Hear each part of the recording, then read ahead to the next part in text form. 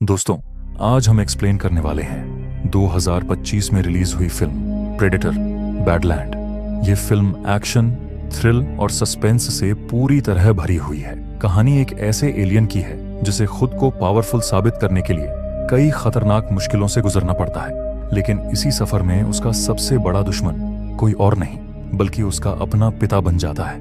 अब सवाल यह है, क्या यह एलियन खुद को साबित कर पाएगा या फिर उसके सामने ऐसी खतरनाक स्थिति आ जाएगी जहां उसे अपनी जान तक गंवानी पड़ सकती है? इसका जवाब जानने के लिए वीडियो को आखिर तक जरूर देखिए।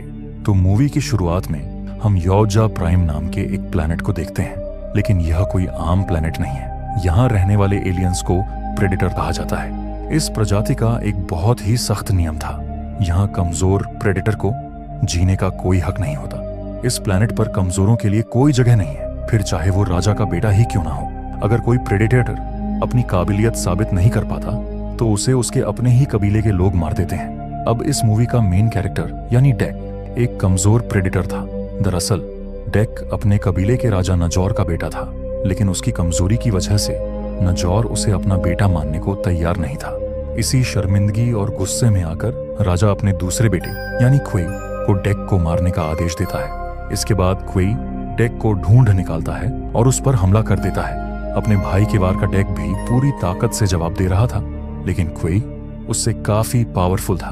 वो इनविजिबल होकर डेक पर हमला करने लगता है, जबकि डेक के पास इनविजिबल होने की पावर नहीं थी, क्योंकि ये पावर सिर्फ ताकतवर प्रेडेटर्स को ही दी जाती थी। काफी देर तक चली इस लड़ाई के बाद आखिरकार डेक क्वेई से हार गया, लेकिन इसके बावजूद क्वेई ने उसे जान से नहीं मारा। दरअसल क्वेई अपने भाई डेक को मारना नहीं चाहता था। वो उसे तैयार कर रहा था ताकि डेक अपने फादर के सामने अपनी काबिलियत साबित कर सके। जब क्वेई को लगा कि डेक अब तैयार हो चुका है तो वो उसे अपने स्पेस शिप पर लेकर आता है, जहां स्पेस शिप में कई सारे खतरनाक हथियार मौजूद थे। क्वेई डेक से कहता है कि अब तुम्हारी ट्रेनिंग पूरी हो चुकी है, अब तुम्हें जेना प्लैनेट पर जाकर कलिस्क नाम के मॉन्स्टर का गला काटकर लाना होगा। कलिस्क कोई मामूली मॉन्स्टर नहीं है। आज तक बड़े से बड़ा प्रेडेटर भी उसे मार नहीं पाया। उसका नाम सुनते ही सारे प्रेडेटर्स कांप उठते हैं। यहाँ तक कि हमारे फादर यानी कबीले के राजा नजौर भी कलिस्क से डरते हैं। उस मॉन्स्टर को मारना उनके बस की बात भी नहीं थी। कोई कहता है कलिस्ट यूनिवर्स का सबसे पावरफुल जीव है। अगर तुम कलिस्क का सिर लेकर लौट आए तो पूरा कबीला तुम्हारे आगे सिर झुका देगा और फादर भी तुम्हारी सजा माफ कर देंगे। जिस पर डेक भी ठान लेता है कि वो उस मॉन्स्टर का सिर लाकर खुद को साबित करेगा। अभी ये दोनों बात कर ही रहे थे कि तभी वहां उनके फादर यानी नजौर आ जाते हैं। डेक को जिंदा देखकर नजौर क्वेई पर भड़क उठता है, क्योंकि उसने क्वेई को डेक को मारने के लिए ही यहाँ भेजा था। तभी क्वेई अपने फादर से कहता है कि हमें डेक को एक आखिरी मौका देना चाहिए। आखिरकार वो आपका बेटा है। लेकिन नजौर साफ कह देता है कि वो इस कमजोर प्रेडेटर को अपनी औलाद नहीं मानता। उसके मुताबिक डेक सिर्फ मरने के ही लायक था। इतना कहते ही नजौर अपनी पावर से डेक को बंदी बना लेता है और क्वेई को आदेश देता है कि वो उसका गला काट दे। अपने फादर की बात मानते हुए क्वेई आगे तो बढ़ता है, लेकिन वो डेक को नहीं मारता। उल्टा वो उसे आजाद करके स्पेस शिप में धकेल देता है और अपने हाथ में लगे कंट्रोल से शिप को लॉक कर देता है। क्वेई की इस हरकत से नजौर आग बबूला हो जाता है और गुस्से में आकर वो क्वेई को बेरहमी से मारने लगता है। इसी दौरान क्वेई का एक हाथ कट जाता है। ये सब देखकर डेक को अंदर से बहुत बुरा लग रहा था, क्योंकि ये सब उसी की वजह से हो रहा था। अब क्वेई के सामने दो रास्ते थे, या तो वो अपनी तलवार उठाकर अपने फादर से लड़े या फिर कटे हुए हाथ में लगे कंट्रोल से शिप को लॉन्च करे। लेकिन क्वेई खुद को बचाने के बजाय डेक को बचाने के बारे में सोचता है। इसी बीच नंजौर अपनी तलवार क्वेई के आर पार कर देता है, लेकिन इसके बावजूद क्वेई हिम्मत नहीं हारता और आखिरकार उस बटन को दबा देता है, जिससे अब वो शिप लॉन्च होने लगती है। तभी नंजौर क्वेई को पकड़कर उसका गला काट देता है और वहीं पर क्वेई की मौत हो जाती है। फिर काफी लंबे सफर के बाद डेक आखिरकार जेना प्लैनेट तक पहुंच जाता है, लेकिन प्लैनेट पर लैंड होने से पहले ही उसकी स्पेस शिप बुरी तरह डैमेज हो जाती है। अब क्रैश लैंडिंग से बचने के लिए डेक अपनी सीट को इजेक्ट कर देता है और किसी तरह खुद को संभालते हुए उस प्लैनेट पर लैंड करता है। अब कलिस्ट का शिकार करने के लिए डेक अपने हथियारों को तैयार कर रहा था कि तभी पीछे से एक मांसाहारी पेड़ अपनी बेलों से उसके हथियार गायब कर देता है और उसे जकड़कर मारने की कोशिश करता है। खुशकिस्मती से डेक के पास उसकी तलवार थी, जिसकी मदद से वो उन बेलों को काटने लगता है, लेकिन बेलों की संख्या बहुत ज्यादा थी। और एक साथ सबसे लड़ पाना उसके लिए नामुमकिन हो गया। आखिरकार डेक उन बेलों को काटते हुए वहां से भाग निकलता है और उनकी पकड़ से बाहर चला जाता है। इस लड़ाई के दौरान डेक को भी काफी चोट लग चुकी थी, इसलिए वो नदी के किनारे जाकर अपने जख्म भरने लगता है। इसी दौरान उसकी नजर कुछ कीड़ों पर पड़ती है। जैसे ही वो उन्हें पकड़ता है वे ब्लास्ट हो जाते हैं। यह देखकर डेक समझ जाता है कि यह कोई मामूली प्लेनेट नहीं है। यहाँ पर मौजूद छोटे से छोटा जीव भी बेहद खतरनाक था। फिर उन सबको इग्नोर करते हुए डेक आगे बढ़ता है, जहाँ रास्ते में उसे कुछ अजीब कांटों वाले पौधे दिखाई देते हैं जो हल्की सी हलचल पर ही फूलने लगते थे। डेक उनसे बचते हुए आगे बढ़ ही रहा था कि तभी उसे पेड़ों में जकड़ी हुई एक लड़की दिखती है जो उससे मदद की गुहार लगा रही थी। लेकिन डेक उस पर ज्यादा ध्यान नहीं देता और आगे बढ़ने लगता है। तभी अचानक आसमान से एक ड्रैगन आता है और उन कांटों वाले पौधों पर पत्थर फेंकता है। पत्थर की हलचल से एक पौधा फट पड़ता है और उसके नुकीले कांटे चारों तरफ फैल जाते हैं, जिस पर वो लड़की डेक को बताती है कि ये कोई मामूली कांटे नहीं हैं, बल्कि जहरीले कांटे हैं जो अगर तुम्हें एक बार लग गए तो तुम बेहोश हो जाओगे। दरअसल यह उस ड्रैगन की चाल थी। वो जानबूझकर उन पौधों पर पत्थर फेंक रहा था ताकि उसके कांटे डेक को चुभे और वो बेहोश हो जाए। वो ड्रैगन इसी तरह अपने शिकार को बेहोश करके उस पर हमला किया करता है। डेक अभी यह सब समझ ही रहा था कि तभी एक बार फिर ड्रैगन आसमान से आता है और उन पौधों पर कई पत्थर फेंक देता है, जिससे सारे पौधे फटने लगते हैं और उन्हीं में से एक जहरीला कांटा डेक को चुभ जाता है। अब धीरे धीरे डेक पर बेहोशी छाने लगती है, जिस पर वो लड़की कहती है कि मैं तुम्हें बचा सकती है, लेकिन मुझे यहाँ से आजाद होने के लिए एक हथियार की जरूरत पड़ेगी। अब बेहोश होने से ठीक पहले डेक अपना एक वेपन निकालकर उसकी तरफ फेंक देता है। उधर डेक को बेहोश पड़ा देखकर ड्रैगन उसकी ओर बढ़ने लगता है, लेकिन इससे पहले कि वो उसे कुछ कर पाता कि तभी वो लड़की वहां आकर उस ड्रैगन को मार गिराती है। कुछ देर बाद जब डेक को होश आता है तो सामने उस लड़की को देखकर वो काफी हैरान रह जाता है, क्योंकि उस लड़की का आधा शरीर टूटा हुआ था। इस पर वो लड़की बताती है कि उसका नाम थिया है और वो कोई इंसान नहीं बल्कि वेलैंड यूटानी कॉरपोरेशन द्वारा बनाई गई एक एंड्रॉइड यानी रोबोट थी। थिया आगे बताती है कि कंपनी ने उसे और उसकी बहन टेसा को एक रोबोट टीम के साथ इस प्लैनेट पर रिसर्च के लिए भेजा है। वे पिछले 2 साल से इसी प्लैनेट पर रिसर्च कर रहे थे। डेक के पूछने पर थिया बताती है कि उसकी यह हालत कलिस्क की वजह से हुई है। कुछ दिन पहले उसका और उसकी टीम का सामना कलिस्क से हुआ था, जिसमें उसकी आधी बॉडी टूट गई और उसकी बहन टेसा भी बुरी तरह डैमेज हो गई थी। थिया आगे बताती है कि वो खुद को रिपेयर कर पाती, उससे पहले ही वो ड्रैगन उसे इंसान समझकर यहाँ ले आया, और जब वो मेरी मेटल बॉडी को खा नहीं पाया तो उसने मुझे झाड़ियों में फेंक दिया और मैं वहीं पर फंस गई। थिया उससे कहती है कि मुझे पता है तुम यहाँ कलिस्क का शिकार करने आए हो। तुमसे पहले भी यहाँ कई सारे प्रेडिटेटर आ चुके हैं, लेकिन सब कलिस्क के हाथों बुरी तरह मारे गए। थिया कहती है कि अगर डेक चाहे तो वो उसे कलिस्क तक पहुंचा सकती थी, लेकिन तुम्हें बदले में मुझे मेरे कैंप तक ले जाना होगा, क्योंकि वहीं उसकी बॉडी का आधा हिस्सा मौजूद था जिसे वो दोबारा खुद से जोड़ना चाहती थी। शुरुआत में डेक इस बात से मना कर देता है, लेकिन वो इस प्लेनेट पर बिल्कुल अनजान था, इसलिए ना चाहते हुए भी उसे थिया की मदद लेनी पड़ती है। इसके बाद डेक थिया को उठाकर आगे बढ़ता है। थिया उसे रास्ता बता रही थी और वो आगे बढ़ रहा था, लेकिन थिया को उठाकर चलना आसान नहीं था, इसलिए डेक उसे बेलों की मदद से अपनी पीठ पर बांध लेता है। आगे बढ़ते हुए थिया उसे इस प्लैनेट और कलिस्क से जुड़ी कई बातें बता रही है। इसके बाद कहानी दूसरी तरफ मुड़ती है, जहां हम थिया की बहन यानी वेलैंड यूटानी कॉरपोरेशन की बनाई हुई दूसरी एंड्रॉइड टेसा को देखते हैं। टेसा बुरी तरह डैमेज हो चुकी थी और अपने बेस पर लौटकर खुद को रिपेयर कर रही थी। ये बेस इसी प्लैनेट पर बनाया गया था। इसी दौरान कंपनी को पता चलता है कि टेसा अपने मिशन में फेल हो चुकी है, इसलिए कंपनी उसे वार्निंग देते हुए साफ कह देती है कि अगर वो इस बार भी अपने मिशन में नाकाम रही तो उसे डीएक्टिवेट कर दिया जाएगा। इसके बाद टेसा सिस्टम से थिया के बारे में पूछती है, जिस पर एआई सिस्टम उसे बताता है कि थिया इस वक्त एक प्रेडेटर के साथ है और वो उसे लेकर कहीं जा रहा था। टेसा को यह नहीं पता था कि थाया खुद उसकी मर्जी से उसके साथ गई थी, इसलिए उसे लगता है कि डेक उनके लिए एक बड़ा खतरा है। उधर दूसरी तरफ इन्हें आगे बढ़ते हुए शाम हो चुकी थी, इसलिए रात बिताने के लिए डेक और थिया वहीं एक जगह रुक जाते हैं। इसी दौरान थिया डेक को अपने बारे में बताने लगती है। वो कहती है कि वो और उसकी टीम 2 साल पहले इस प्लैनेट पर आए थे और तभी से यहाँ रिसर्च कर रहे थे। थिया ये भी बताती है कि कंपनी ने उसके और उसकी बहन के अंदर इमोशंस डाले हैं ताकि वे चीजों को बेहतर तरीके से समझ सकें। लेकिन थिया की बातें सुनते सुनते डेक की आंख लग जाती है। सुबह होते ही दोनों फिर से अपना सफर शुरू कर देते हैं। एक खुले घास के मैदान में पहुंच जाते हैं। तभी थिया बताती है कि यह कोई मामूली घास नहीं है बल्कि कटीली घास है। इसकी धार इतनी तेज थी कि कोई भी इसे पार नहीं कर सकता था। इसी दौरान डेक देखता है कि हाथी जैसा दिखने वाला एक बड़ा क्रिएचर इस घास को आराम से खा रहा था। थिया बताती है कि इस जीव का नाम बिसन है, जो गुस्से में आ जाए तो किसी को भी कच्चा चबा सकता था। अभी ये दोनों बातें कर ही रहे थे कि तभी वहां अचानक एक बंदर आ जाता है। लेकिन थिया को भी उस बंदर के बारे पता नहीं था। उसने भी इस बंदर को 2 साल में पहली बार देखा था। बंदर की आवाज सुनते ही बिसन की नजर इन दोनों पर पड़ जाती है और वो तेजी से उनकी ओर बढ़ने लगता है। उसे आते देख डेक वहां से भागने लगता है, लेकिन बिसन उनका पीछा छोड़ने को तैयार नहीं था। आखिरकार गुस्से में आकर डेक उस पर अपनी तलवार चलाता है और एक ही वार में बिसन के 2 टुकड़े कर देता है।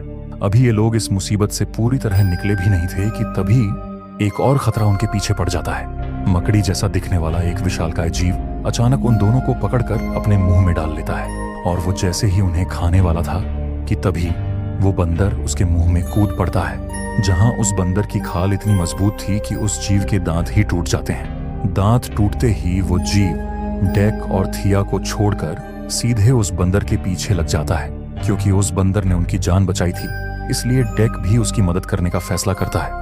वो एक पेड़ पर चढ़ते हुए उस जीव पर छलांग लगता है और अपनी तलवार उसके अंदर घोंपकर उसे भी मार डालता है, जिससे वो बंदर मरते मरते बच जाता है। इसके बाद कहानी टेसा की तरफ जाती है, जहां वो अपनी सिंथेटिक रोबोट टीम के साथ आगे बढ़ रही थी। रास्ते में उसे डेक की वही इजेक्टेड सीट मिल जाती है, जिसकी मदद से डेक इस प्लैनेट पर लैंड हुआ था। टेसा अभी उस सीट को देख ही रही थी कि तभी पीछे से वही मांसाहारी पेड़ उस पर हमला कर देता है। लेकिन टेसा और उसके साथी अपने हथियारों से उन पेड़ों को पूरी तरह खत्म कर देते हैं। यहीं से साफ हो जाता है कि टेसा का बिहेवियर काफी ज्यादा अग्रेसिव था। आगे बढ़ते हुए टेसा को डेक की क्रैश हुई स्पेस शिप भी मिल जाती है। जब वो उसके अंदर जाती है तो उसे प्रेडेटार्स के कई खतरनाक हथियार मिलते हैं। इन्हीं हथियारों में एक ऐसा बॉम्ब भी था जो फटते ही चीजों को बर्फ की तरह जमा देता था। इसके बाद हम रात का सीन देखते हैं, जहां डेक और थिया एक जगह रुककर बिसन का मांस पका रहे थे, जहां उनके साथ वो बंदर भी आया था। फिर डेक उस बंदर को खाने के लिए बाइसन का मांस देता है, लेकिन वो बंदर उल्टा उस पर ही थूक देता है। यह देखकर डेक को काफी गुस्सा आता है। तभी थिया उसे समझाती है कि शायद दोस्त बनाने का उसका यही तरीका हो। यह सुनकर डेक थोड़ा इमोशनल हो जाता है और कहता है कि मुझे किसी को भी अपना दोस्त नहीं बनाना। मेरा दोस्त तो मेरा भाई था, जिसे हमारे ही फादर ने बेरहमी से मार डाला। डेक आगे कहता है कि वो अपने भाई का बलिदान ज़ाया नहीं जाने देगा। वो खुद को साबित करेगा और अपने भाई की मौत का बदला जरूर लेगा। रात में सोते वक्त वो बंदर हुबहू डेक की नकल करने लगता है। ये देखकर थिया हंसने लगती है और उस बंदर का नाम बड रखती है। अब वो बंदर भी इनका अच्छा दोस्त बन चुका था। सुबह होने के बाद डेक उस बंदर को वहीं छोड़कर थिया के साथ आगे बढ़ने लगता है। काफी दूर चलने के बाद आखिरकार दोनों थिया के कैंप तक पहुंच जाते हैं। ये वही जगह थी जहां कलिस्क ने थिया पर हमला किया था। वहां खोजने पर उन्हें थिया के टूटे हुए पैर मिल जाते हैं। थिया उन्हें लेकर अपनी लैब में जाती है और पैरों को एक्टिवेट करके धीरे धीरे अपनी बॉडी से जोड़ने लगती है। इसके बाद थिया डेक को एक सच्चाई बताती है। वो कहती है कि मैंने तुमसे झूठ बोला था। वे लोग यहाँ रिसर्च करने नहीं बल्कि कलिस्क को पकड़ने आए थे। पिछले 2 सालों से वे कलिस्क को पकड़ने की कोशिश कर रहे थे, लेकिन वो हमारे काबू में नहीं आया। उनकी यह हालत भी कलिस्क को पकड़ने की कोशिश में ही हुई थी। थिया आगे कहती है कि डेक को अब यहाँ से चले जाना चाहिए, क्योंकि उसके यहाँ होने का सिग्नल अब टेसा तक पहुंच चुका था। अगर उसे तुम्हारे यहाँ होने का पता चल गया तो वो तुम्हें भी पकड़ लेगी। लेकिन डेक साफ कह देता है कि कलिस्क को मारे बिना वो यहाँ से नहीं जाएगा। एल, जिस पर थिया कहती है कि अगर उसे जिंदा रहना है तो कलिस्क को मारने का ख्याल अपने दिमाग से निकाल दो, क्योंकि कलिस्क को मारना नामुमकिन था। उसके मुताबिक डेक कलिस्क को कभी नहीं मार सकता। यह सुनते ही डेक को जबरदस्त गुस्सा आ जाता है। वो थिया से कहता है कि तुमने मेरा फायदा उठाया है। तुम मुझे धोखा देकर मेरे शिकार को चुराना चाहती थी। डेक साफ कह देता है कि चाहे कुछ भी हो जाए वो कलिस्क को मारकर ही रहेगा।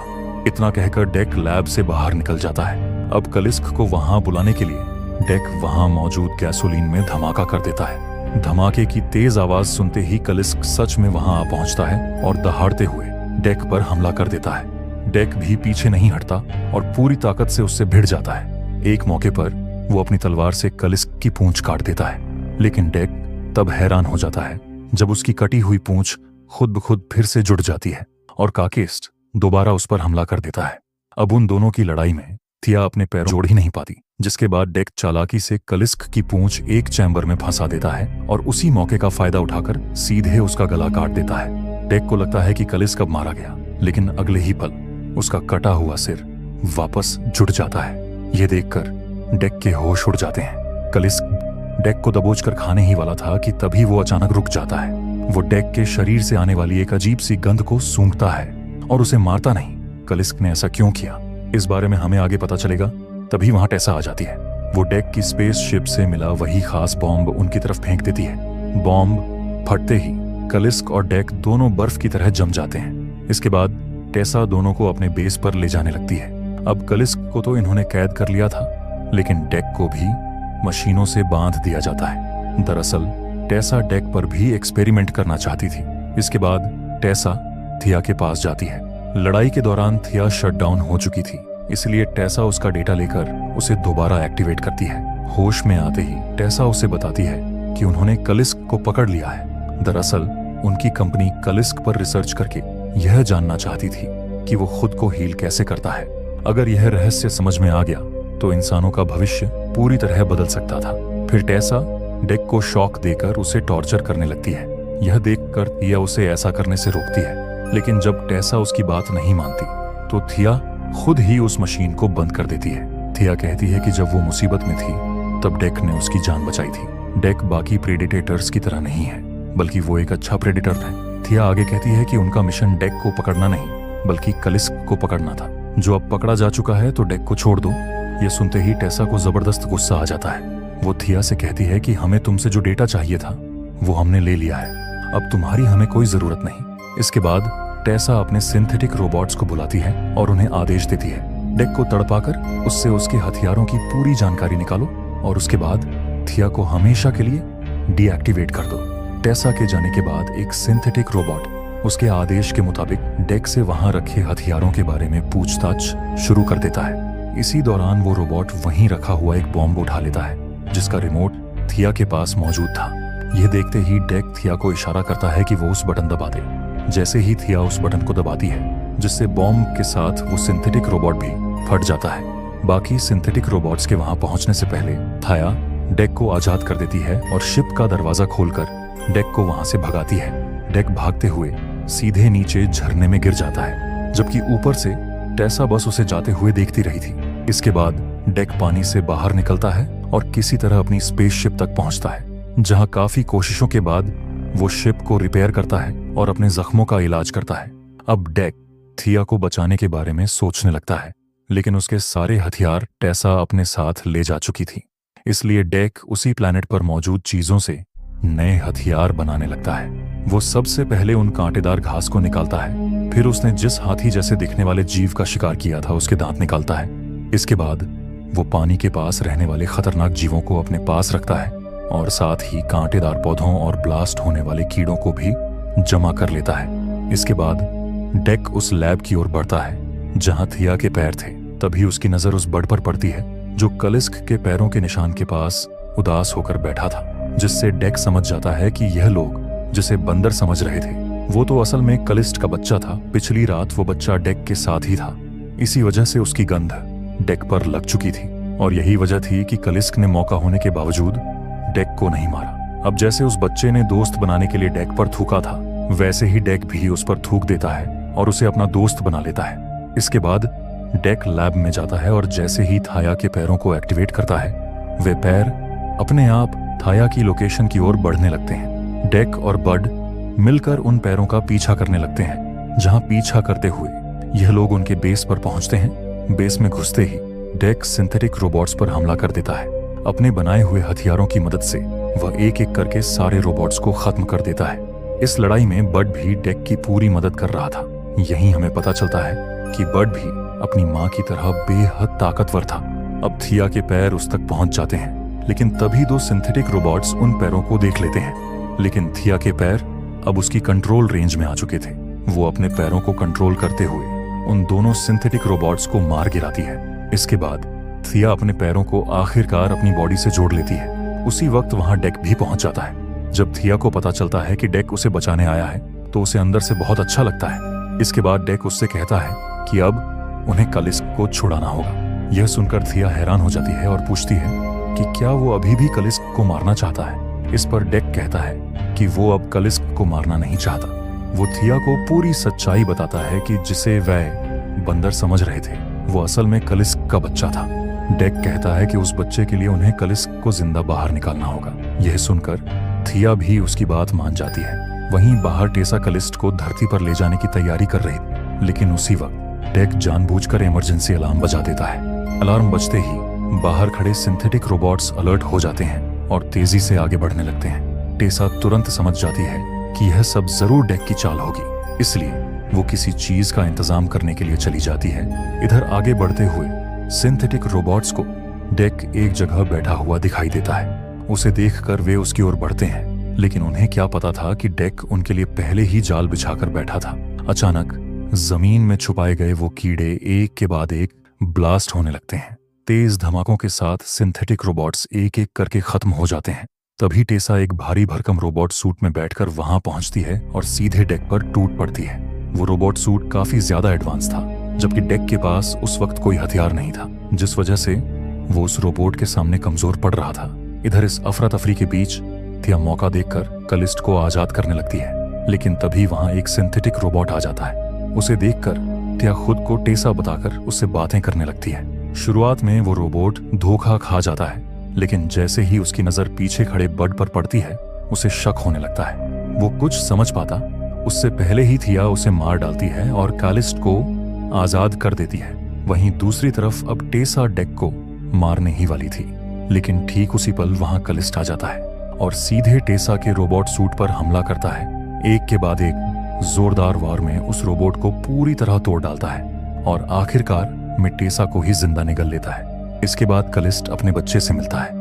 अपने बच्चे को देखकर वो बेहद खुश हो जाता है। वो डेक को भी अपना दुश्मन नहीं बल्कि दोस्त मानकर अपने साथ शामिल करता है, लेकिन तभी कलिस्ट को अपने अंदर कुछ अजीब सा महसूस होने लगता है। दरअसल टेसा कलिस्ट के पेट के अंदर अब भी जिंदा थी और उसी पल वो अंदर से ही वो बॉम्ब ब्लास्ट कर देती है और तेज धमाके के साथ कलिस्ट वहीं पर मारा जाता है। धमाके के बाद टेसा कलिस्ट के शरीर से बाहर निकलती है और सीधा थिया को मारने के लिए आगे बढ़ती है, लेकिन तभी पीछे से डेक आकर एक ही बार में टेसा को मार डालता है और अपना हथियार उससे छीन लेता है। वहीं गुस्से से भरा बड टेसा का सर उसके धड़ से अलग कर देता है। इसके बाद थिया कहती है कि अब जाकर तुम्हारा मिशन पूरा हुआ, लेकिन डेक कहता है कि मेरा आखिरी पड़ाव अभी बाकी है। इसके बाद डेक अपने प्लेनेट लौटता है और अपने पिता नजौर के सामने कलिस्ट की जगह टेसा का कटा हुआ सिर रख देता है और साबित करता है कि वो कोई कमजोर प्रीडेटर नहीं है। लेकिन नजौर को लगता है कि डेक किसी मामूली जीव का सिर दिखाकर उसे बेवकूफ बना रहा है। गुस्से में नजौर अपने सिपाहियों को डेक को मारने का आदेश देता है, मगर डेक एक ही झटके में सारे सिपाहियों को खत्म कर देता है। अब अपने भाई की मौत का बदला लेने के लिए डेक सीधा अपने पिता पर हमला करता है। नजौर भी उससे भिड़ जाता है और दोनों के बीच जबरदस्त लड़ाई शुरू हो जाती है। इस लड़ाई में डेक नजौर को काफी बुरी तरह घायल कर देता है, जहां अब खुद को कमजोर पड़ता देख नजौर इनविजिबल हो जाता है और छिपकर डेक पर हमला करने लगता है। इनविजिबल होने की वजह से अब नजौर डेक पर भारी पड़ने लगता है। इस पर डेक अपना दिमाग लगाता है और स्पेसशिप की मदद से आसपास की मिट्टी हवा में उड़ा देता है। जैसे ही मिट्टी हवा में फैलती है, अब मिट्टी लगने पर डेक को अपने फादर साफ दिखाई देने लगते हैं। मौका मिलते ही डेक उन पर हमला करके नजौर का हाथ उड़ा देता है, ठीक उसी तरह जैसे नजौर ने उसके भाई का हाथ काटा था। इसके बाद डेक नजौर को वैसे ही बंदी बनाता है जैसे उसे बनाया गया था। मौत सामने देखकर नजौर उससे माफी मांगते हुए डेक को फिर से अपने कबीले में शामिल होने का प्रस्ताव देता है, लेकिन डेक कहता है मुझे अब आपके कबीले की कोई जरूरत नहीं, मेरे पास अब अपना खुद का कबीला है। इतना सुनते ही पीछे से बड आता है और नजौर का सिर खा जाता है। यहाँ हम देखते हैं कि बड अब काफी बड़ा और ताकतवर हो चुका था। तभी वहां थिया भी आ जाती है। इसके बाद डेक नजौर के कटे हुए हाथ से उनकी इनविजिबिलिटी की पावर अपने पास रख लेता है। मतलब अब डेक भी जब चाहे इनविजिबल हो सकता था, लेकिन तभी वहां पर एक स्पेसशिप आने लगता है। उसे देखते ही डेक थोड़ा घबरा जाता है। थिया के पूछने पर डेक कहता है कि यह तो मेरी माँ का स्पेसशिप है। अब सवाल यह उठता है कि डेक की माँ यहाँ क्यों आई है और क्या डेक पर एक नई मुसीबत आने वाली है। इन सभी सवालों के जवाब हमें इसके नेक्स्ट पार्ट में मिलने वाले हैं।